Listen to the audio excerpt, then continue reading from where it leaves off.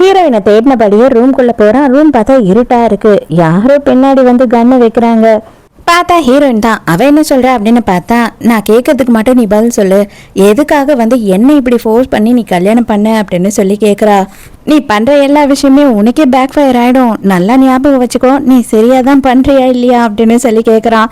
இதை பார், அதெல்லாம் எனக்கு தேவையில்லாதது, நான் ஒரே ஒரு விஷயம்தான் கேட்பேன், எதுக்காக நீ என்ன கல்யாணம் பண்ணியிருக்க அப்படின்னு கேட்குறா. இவன் தான் கேங்ஸ்டர் ஆச்சு, இவனை சமாளிக்கிறது கொஞ்சம் கஷ்டம் தானே. டக்குன்னு எழுத அவளை பெட்ல போட்டுடுறான் பாவம். தயவு செஞ்சு என் பக்கத்தில் கூட வராத, நான் சுட்டுடுவேன் அப்படின்னு சொல்லும் போது, நானும் உன்கிட்ட இன்னைக்கு நல்லபடியாக நடந்துக்கலாம் அப்படின்னு சொல்லி தான் வந்தேன். பட் ஆனால் நீ அதுக்காக சான்ஸே எனக்கு கொடுக்கல. நீ என்கிட்டயே வந்து கன்னு காமிச்சிட்ட. இதுக்கப்புறமும் நான் நல்லபடியாலாம் இருக்க முடியாது அப்படின்னு சொல்கிறான். ஹீரோயின் சுட்டுடுறா. பார்த்தா அதில் புல்லட்டே இல்லை. பாத்தியா, நான் தான் சொன்னேன்ல, கண்டிப்பாக இது உனக்கு பேக் ஃபயர் தான்ட்டு. இப்போதான் என்ன சொல்கிறான் அப்படின்னு பார்த்தா, இது காலையிலேருந்தே நான் லோட் பண்ணவே இல்லைன்னு சொல்கிறான். அவங்க பாட்டியை கூட புல்லட்டே இல்லாத கன்னை வச்சு தான் மிரட்டினா போல். அது தெரிஞ்ச உடனே ஹீரோயினுக்கு செம்ம அப்செட் ஆகிடுது. அதுக்கப்புறம் என்ன பண்ணுறான்னா, ஹீரோயினை ஃபோர்ஸ் பண்ணி ரேப் பண்ணுறான். அதோட அவன் என்ன பண்ணுறான் அப்படின்னு பார்த்தா, ரெஸ்ட் ரூம்க்கு போகிறான். ரெஸ்ட் ரூம்க்கு போன உடனேயே பார்த்தா, அந்த ஆள் இருக்கான் இல்லையா, அந்த ஜோஷியர், அந்த ஆள்கிட்டேருந்து கால் வருது. சீக்கிரமாகவே வா, விளக்க அணைக்கிறதுக்கான நேரம் வந்துடுச்சு அப்படின்னு சொல்கிறான்.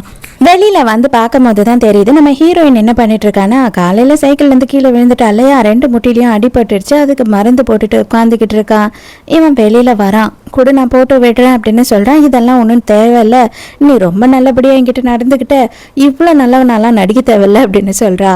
நான் சொல்கிறதுக்கு நீ தலையை மட்டும்தான் ஆட்டணும், அதை விட்டுட்டு வேற எதிர்பேச்சே பேசக்கூடாது, மரியாதையை உட்காரு அப்படின்னு சொல்லிட்டு இவனே என்ன பண்ணுறான்னா, அவன் முட்டியில் மருந்து போட்டு விடுறான். உடனே என்ன பண்ணுறான்னா, எக்கச்சக்கமான கார்டு எடுத்து அவகிட்ட கடைசுறான். இதில் நிறைய காசு இருக்குது, எல்லாமே உனக்கு தான், பெரிய பெரிய கார் வாங்கிக்கோ, பங்களா வாங்கிக்கோ, உனக்கு என்ன வேணுமோ எல்லாத்தையும் வாங்கிக்கோ, ராஜ மரியாதையோட என்னோட பொண்டாட்டியாக வாழு அப்படின்னு சொல்கிறான்.